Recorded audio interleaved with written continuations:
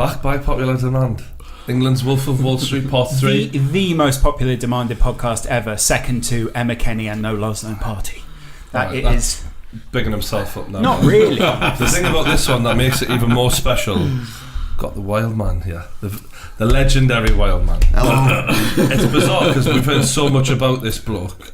You're like a fictional character now. Do you know what I mean? You two finally meet because you've heard almost constantly go on to Geordie's podcast, and he's heard almost constantly get Wild Man on the podcast. But he's come here and I'm like, what? He's actually real. But everything you said is fucking actually happening. Because after Shaun left the first podcast, a lot of people I imagine went, that's bullshit. None of that happened. Do you know what I mean? And then when you see he's real, you're like, oh shit, what do we do now? So 23 stone larger than life. Yeah, you are, mate, aren't you? Yeah. You're one of those characters, like you walk in a room and everyone's gonna fucking notice. I like that though. Yeah. I'd rather stand out than sort of go fucking into the background. Do you know what I mean? Exactly. So, Sean's so plain. It's just that's why I hung out with him, because everywhere we went, he'd get everyone talking to us, and he'd just like own the room. Really? And I was like shy and anxious a little bit when I was a teenager. It's like, Wild Man's just like, oh, I'm here. It's like P. Diddy and Notorious B.I.G. sort of thing. we have a very similar thing going on. So how did you meet, lads? We grew up together in Widnes. Yeah. We were just school kids, wasn't we, growing up? You're 3 years older than me, aren't you? I was in a little gang with his brother was the leader and his cousin Hammy, and they wouldn't let Peter join. Mm-hmm. And they used to beat him up and stuff. His brother was cruel to him, and in the end I splintered off with Wild Man. What made you think he was the better option to hang out with at the time? Do you remember? We just had like this connection, didn't we? We were like buzzing off his boombox, playing Bronski beat, hanging out in the gay area of Manchester, doing like the early dance music stuff together. And that led to us starting to rave together, didn't it? Well, yeah, when like most of our mates were going to the pubs and all that, we were jumping in the Talbot, and we were going to like the Hacienda, and we were going to the raves and all that. What? And we just got used to it. What just because these are names that a lot of people won't know because they are 8. So, no, seriously though, Hacienda, Talbot, things like that, they were massive rave place. Well, so the Talbot Hacienda, was my little car. And so you go in your little Talbot to the Hacienda. Yeah, the Hacienda. You basically get into this huge club. It opens out, and bam, you're in the rave scene. Yeah, well, most people our generation were sat in the pubs drinking, fighting outside nightclubs. Right. We started doing that at an early age. But he didn't want to leave the hometown. But me and Wildman were like, we've got to get the fuck out of here and explore. So we go to the cities, wouldn't we? Liverpool, Manchester, down to Coventry. Stoke, Coventry, Clips Club. Yeah. Were they famous places at that time? Because Stoke and Coventry don't sound... They don't sound. They were huge back then. Right. Convoys so thick on the motorway, you could see it from that end to that end. What did you like about the raves? What was it in particular that got into? Because when I got to places like that, it's like there's too many fucking people. Everyone's jumping around your face. What did you love about that? All right. Well, back then, fit half-naked birds for one. Is that you're going to the wrong raves. That's good enough for me. Yeah. Sold. Back then, the dance music scene was you went to a nightclub, you had your shirt and tie on, bouncers looked down at you and maybe wouldn't even let you in. Kids were sick of it. All of a sudden they're smashing open warehouses, breaking into airplane hangars. People are coming in with all this equipment and throwing these illegal parties. It was like a revolution in music back then. Right. All over the news, showing all these kids with the big eyes on the ecstasy. Yeah. And the police and the government were like, oh, this is terrible, blah, blah, blah. What we're going to do about these people? We were like, we want a piece of that, weren't we? It was before it got all organised, so it was like literally you walk up to a place, it's like an old scrapyard, and they open the door and there's 2 guys there, and they've got like big dogs, and they've got literally like Asda bags, so you just throw your £10 in, they've got bagfuls of money and these big dogs. And when the police come, they just set the dogs on you. Just let the dogs go and you just got to run, otherwise you're going to get your ass bit, you know what I mean? It was a bit of a buzz, wasn't it? It was, it's like, you wonder if you're going to get arrested at the end of the night and stuff like that, yeah. I was sick of doing the pubs scene and all as well. I was banned from most of the pubs, to be honest with you. Why is that? Being an arsehole, fighting. Really? And then going to the nightclubs, and then always getting kicked out of the nightclubs, and the bouncers would always like chicken wing me 3 or 4 of them and throw me out. And then I was like, fuck it, I'm going to start fighting about you bastards. See, he's always painted you out to sort of be a violent man. Oh, Do you think that's a fair statement? No, not really. No, I love that. He's laughing right in your face. Have you seen all the teeth marks on his knuckles? To be fair, his hands look like they've had a few. They look like they'd be perfect for just pounding meat at a butcher shop. Do you know I had what I to mean? put my wedding ring on today. My mum said, if you go down London without your wedding ring on, I'll get a divorce.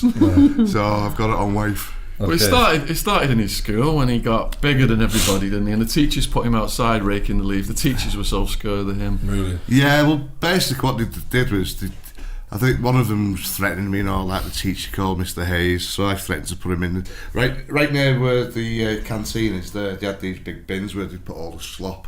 So I was going to throw him in the slop. So I had to go to the headmaster, and then the headmaster's like, he had this like traffic light thing on his door where it was like red, wait. No, it was red, do not enter. Amber, please wait, and green, go in. And I'm waiting to go and see the headmaster. And like by this time, my mum and him were just like best of friends. First name terms, every Friday she's down there having a cup of tea. What we're going to do with your Peter? Oh, just give him one more chance, will you? We're going to have to do something with him. He's running rampant, blah, blah, blah. And then in the end, I kicked his door down because he kept me on red, he kept me on night, no, don't go in. So I booted his door and it just come off the hinges. But what I didn't know, he was having like a staff meeting and all the teachers were there. So I got suspended indefinitely for that. And what they did is they got me a private tutor from 9 o'clock to 11. And I just did English and math. And then I could go back home. And after 6 months, they let me back in school. And I got into a fight with a couple of guys. And then that was it then. They just said, look, if you want to stay do your exams, you can help the caretaker out. So that's what I did. I helped the caretaker out. When all of the kids were going to the chippy getting the chips, I was going to the pub having an ass, what was it called? A low C, like the bottles of lager.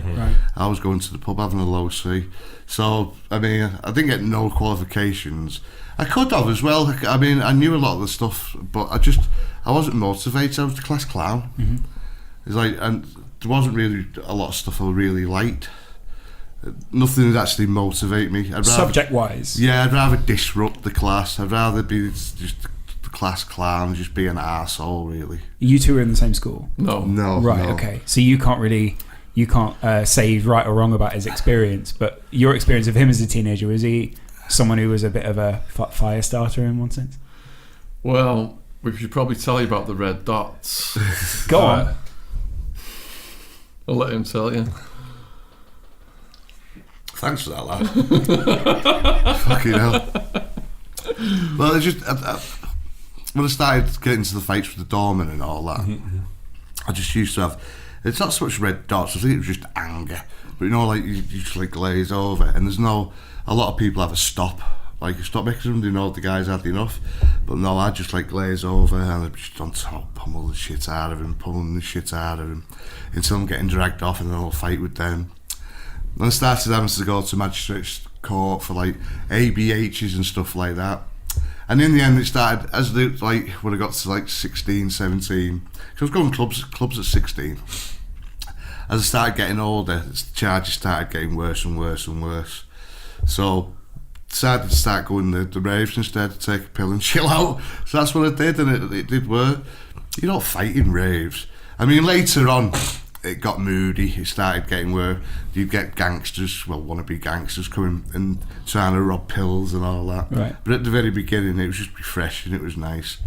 There was no one in your face. There was no one like fucking trying to pick a fight, or no one had to prove anything. You know what I mean? You just took a pill and had a laugh. Why do you think people picked on you in the pub side, or did you feel that people picked on you, or do you think you sometimes went out looking for a bit of a bit of both, really. A bit of both. I mean, I did go out my way looking for it too, like, but I didn't necessarily go in the pub and cause a fight. Right. But I'd end up like, and to be honest with you, most of the fights I had, I never really had many one-on-ones. It was always a couple of them trying to jump on me. Would you say you had a reputation? So if someone saw you, they'd be like, that's that guy. I definitely have a reputation, yeah, because even if 2 or 3 of them done me in, the next week I'd pick them off one by one and get the bastards, you know what I mean?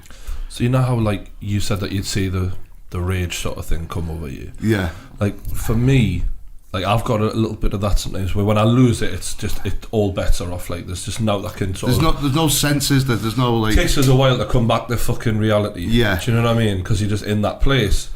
But like, is there a reason that you're like that? Do you think like when you that started, or has it just always been there? Do you think in you? I think it's always been there, really. I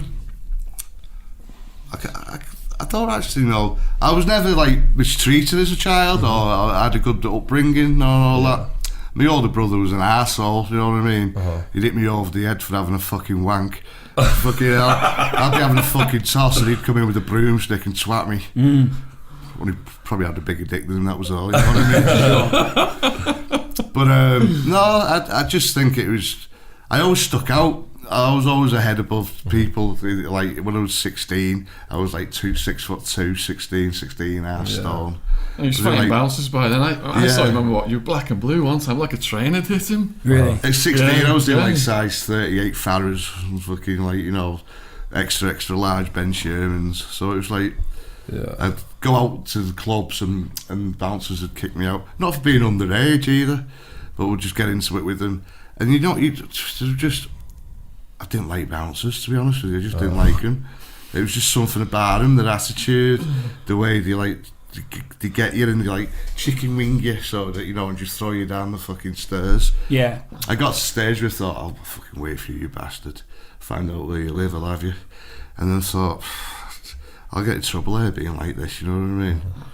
What motivation is that though? What do you think it is that like motivates you to be that way? Because you get almost zero benefit from doing that. No, not at all. But I mean, I didn't really put much thought into it. Right.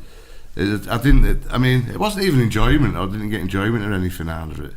It was just, I suppose I was crying for attention somehow. You know, I think I was sick of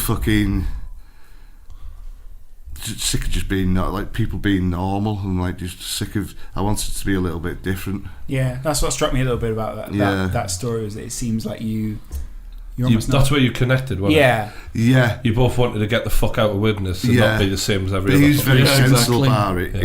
He's sensible about it. He had a plan, basically. Did you have much of a relationship with your dad? Got on with my dad. Yeah, he'd like. Was he a fighter like you are? No.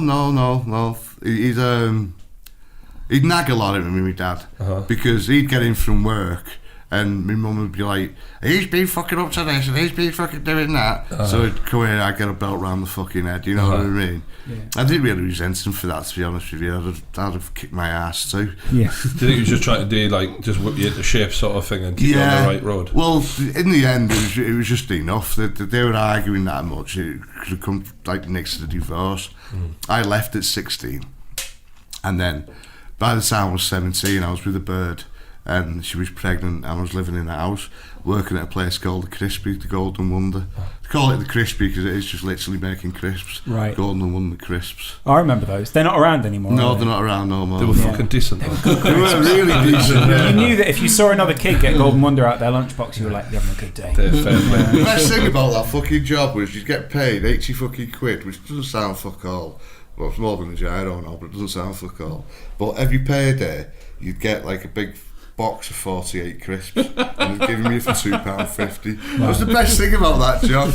And you got your wage packet like a little brown envelope, you know what I mean? Yeah. Money. Mate, I used to work with butchers, and every Sunday I'd get like big fucking joint and a few fucking sausage rolls, and that. I'd be like, you can't go wrong with that. You two should have teamed up with that. How much for your crisps and beef? Alright. So you got a girl pregnant, yeah? Yeah, I got a girl pregnant. You sound quite immature with, like, in that story that you're telling, like not ready for that situation. So how did that fucking feel like? It settled me down for a bit, but it went wrong real quick because then I felt I was missing out on things then. You know, I'm sitting at home with this woman and she's pregnant and I haven't got money to go anywhere. I haven't even got money to go in a pub and have a fight, get into a fight or get into trouble or do anything, and just getting nagged at and just like paint this, decorate this, do that. Well, you get a job. For fuck's sake, man. So if you're having a kid or something. Yeah. And it just didn't work out. People like you, this is not no disrespect, mate, but like I feel like they're not made for that fucking structure, especially not at that age. No. You're supposed to be on a fucking battlefield in a kilt swinging an axe.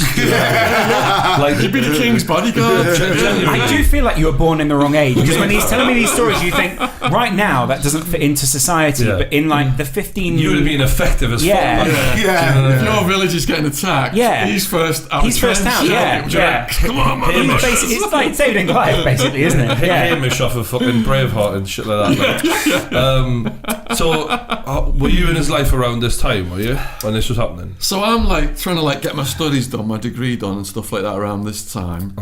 We're rave partners, so on the weekends I'm doing my raving with Wild Man, getting down to my studying on the weekdays, and I'm seeing how volatile he is and what's going on in this country with him. So I'm thinking, I'm going to go to America, get rich in the stock market, fly Wild Man out, and get him a job as a wrestler so we can channel this aggressive energy. Vince McMahon's gain. Love it. So that was the master plan. That was the structure I was going to put on him, but as you mentioned about structure and Wild Man, it doesn't quite work.